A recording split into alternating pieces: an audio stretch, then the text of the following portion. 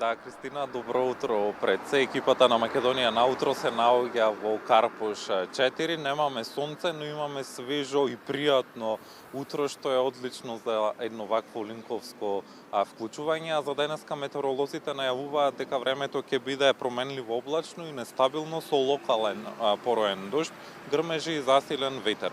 Наместа процесите ќе бидат поинтензивни во форма на невреме со побилен пороен дожд, грмежи, силен ветер и изолирана појава на град.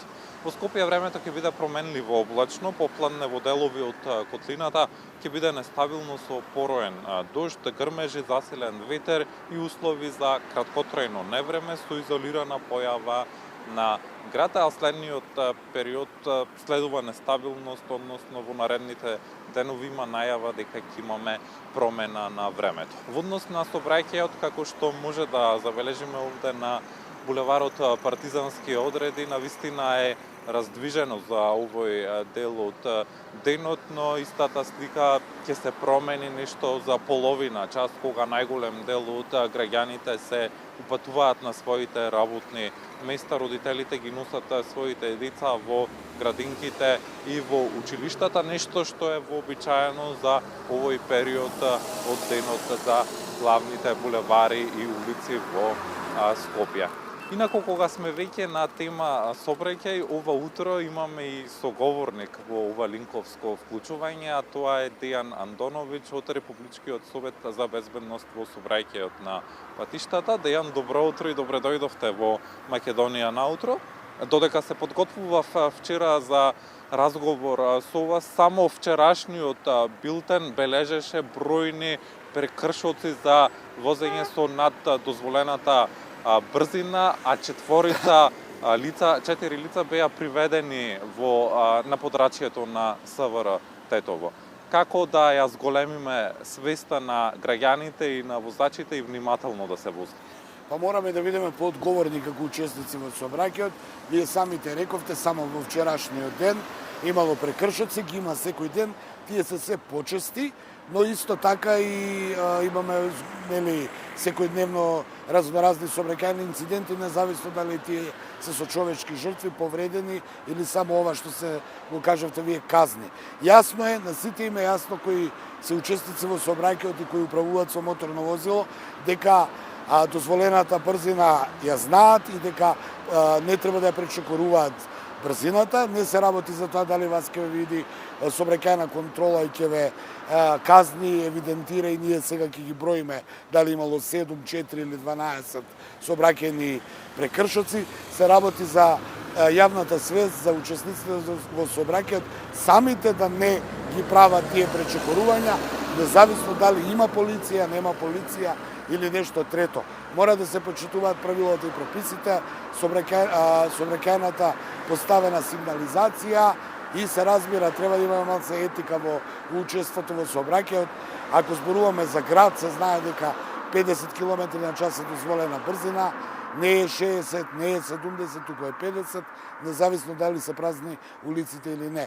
И секогаш тоа, кога го зборувам, сакам да ги подсетам сите оние што не слушаат, дека тие 10 км повеќе или 20, запирниот пак на возилото при евентуално кочење или ударот кој може да дојде при евентуално несакано излетување на пешак, може би некое животно, било што е многу посилен и огромен и живото загрозувачки. Оттаму апелираме како совет да ги почитуваат правилата и прописите. И повторно ќе кажам, не се работи дали има полиција или нема, дали ќе ве видат или нема, дали ќе ве казнат или не. Се работи за тоа, првим, вие да не ризикувате и второ да не ги ризикувате животите на останатите учесници во сообраќајот. Дејан, континуирано спроведувате кампањи, во моментов актуелни сте стави појас, сите сме пешаци и не користи мобилен додека возиш, а исто така актуелна е и кампањата за матурантите.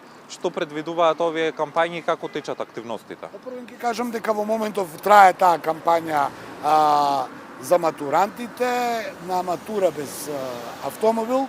Тоа е насловот на кампањата. Ние имавме кампања секоја година за матурантите, во зависност од календарот на активности. Сега доаѓаат време на матурите. Апелираме до матурантите да не одат на матурските вечери со возила, со своји автомобили, да не возат тие, бидејќи тие се и тие што имаат возачка дозвола, првин се неискусни возачи, второ законски нели на 18 години, колку време вие треба да имате автомобил, имате возачка дозвола за управување со моторно возило, особено што законот вели дека до 11 часот смеете да управувате. И трето, зошто да ризикувате една убава вечер која е дел од вашиот живот, едно влегување во зрелоста, да го ризикувате со евентуален сообраќајни инциденти и неодговорност при возење, а исто време апелираме и до родителите да не им ги даваат автомобилите, бидејќи со тоа го ризикуваат животот на своите деца. Подобро одете со такси, однесете ги своите деца од матурска вечер и вратете ги, но не им го давајте автомобилот тие да управуваат, бидејќи таа вечер може да падне и концентрацијата, може да, нели, знаеме како тоа иде на тие години, тие се млади луѓе и оттаму апелираме матурска вечер без автомобил, а во минатото имавме уште една помалку, би рекол, побрутална реченица, тоа не си фрајер ако загинеш на матура, алудирајќи на тоа со нивелен речник дека нема потреба од мангупирање, би рекол, бидејќи во сообраќајот нема простор за такво нешто.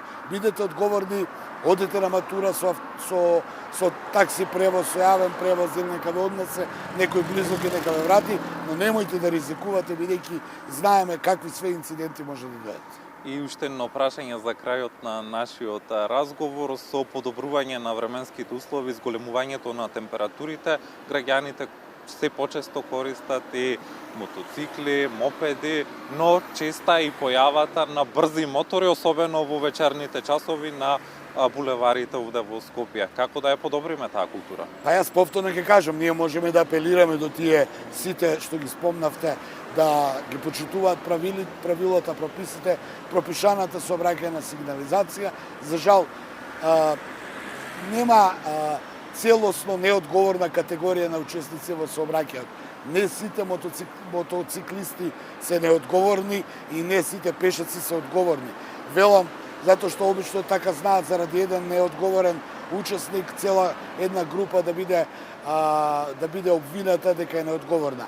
Апелираме до сите оние се зголемува фреквенцијата на сообраќајот, знаеме во летните временски услови, во пролет, лето, есен, кога е пораздвижено повеќе автомобили, повеќе превозни средства, едино што можеме е да апелираме до нивна одговорност, да бидат концентрирани, да ги почитуваат правилата и прописите на пропишаната сообраќајна сигнализација, да не возат и да пијат алкохол, да не пијат алкохол ако возат, и сето тоа што го кажуваме цела година, тоа е апел до сите нив. Се разбира, има и санкции, не велам не, но ајде да гледаме да не дојдеме до тоа некој да не санкционира, дури да ве заустави полицајец, само не констатира документација и толку, а не да имаме и да броиме во билтенот сообраќајни инциденти, бидејќи на никого тоа не му одговара. Дејан, ви благодарам за одвоеното време и за гостувањето во Утро во Македонија на Утро.